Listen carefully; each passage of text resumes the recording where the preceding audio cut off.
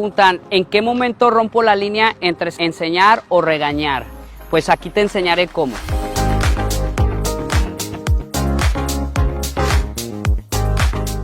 Una de las primeras cosas es hacer un lenguaje en el jugador.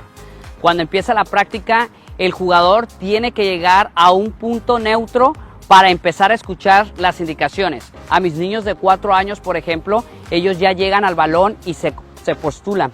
Yo no inicio a platicar hasta que ellos y todos estén en el mismo nivel, callados y viéndome para empezar a dar las instrucciones. Uno de los errores que cometemos es que cuando el jugador que está atrás, que llega tarde, empezamos a dar las indicaciones y desde ahí empezamos a que próximamente, porque el niño no escuchó de atrás, lo vamos a regañar, ya que no supo o no escuchó las indicaciones. Otro de los errores que hacemos al comunicarnos con los jugadores, los chiquititos se quedan atrás y no los pasamos enfrente. Otra de las cosas que cometemos error al comunicarnos es que el sol nos tiene que dar enfrente. A veces los niños nos están escuchando, pero están candilados con el sol y no nos están entendiendo.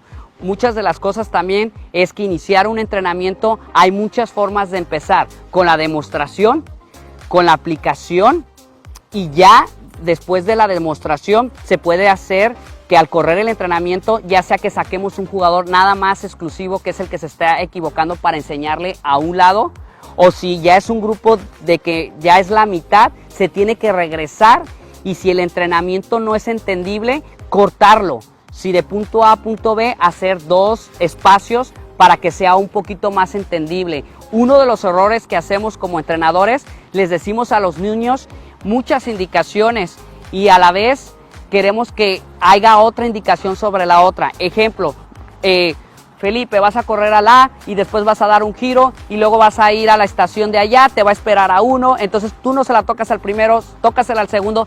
Es demasiada información. Muchas veces hay que empezar con pasos de bebé. Mira, Felipe, vas a correr del punto A, punto el B, y ahí se corrige, pero vas a correr con el pie derecho, y vas a correr con el derecho y lo vas a parar con el izquierdo, y sucesivamente empezar a incrementar la repetición y asegurarnos que todos estén entendiendo y que todos lo apliquen. Si todos los jugadores no están aplicando lo que es el ejercicio que tú quieres transmitir, va a ser muy difícil que lo quieras expresar tácticamente. Recuerda, sin técnica no hay táctica. Por lo tanto, hay que tener a los niños siempre enfoque en lo técnico. ¿Qué parte? ¿Cuál es su pie derecho? ¿Cuál es su pie izquierdo? Si es la mirada periférica, para que después, cuando tú apliques lo táctico, puedas tú tener una solución. Ahora, dentro del juego, ¿cómo motivar a los jugadores? Es dependiendo las edades de los niños. Un niño de 4 años, como lo mencionaba, tienes que enseñarle la selva. A un niño más mayor le tienes que enseñar la colectividad. 10 pases podemos hacer gol, o 3 pases basado. Muchas de las cosas que tenemos que aprender es que hay que enseñarnos a ser un coach a la medida del niño. Hay niños que tienen la capacidad de burlar 4 o 5 niños. A enseñarle poco a poco que si no puede con 5, que pueda con 4. Así sucesivamente hasta bajar el nivel de burle y convencerlo que a lo mejor no es tan importante burlar, pero sí es tan importante ser el colectivo, el que da pase a gol o el que se mueve y jala marca.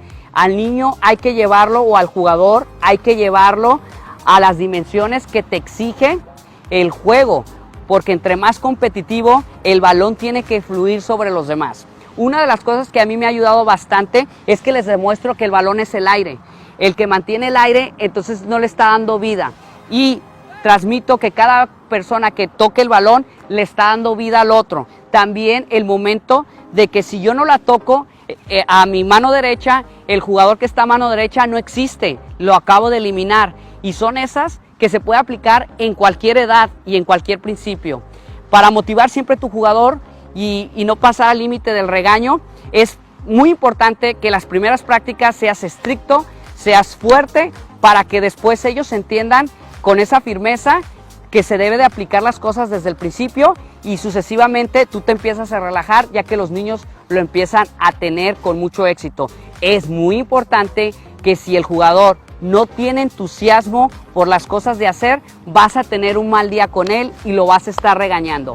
Hay muchos factores por los que también los niños no te entienden. A veces se baja del carro el niño los papás lo regañan y entra al campo y tú terminas de regañarlo porque no está concentrado. Muchas veces hay niños que entrenan muy bien, pero cuando entran al campo no es tan aplicable lo que ellos saben, ya que tienen nervios o ya que ya tienen crítica dentro del campo, dentro de sus papás, que les dicen que el equipo es muy fuerte o que están muy altos.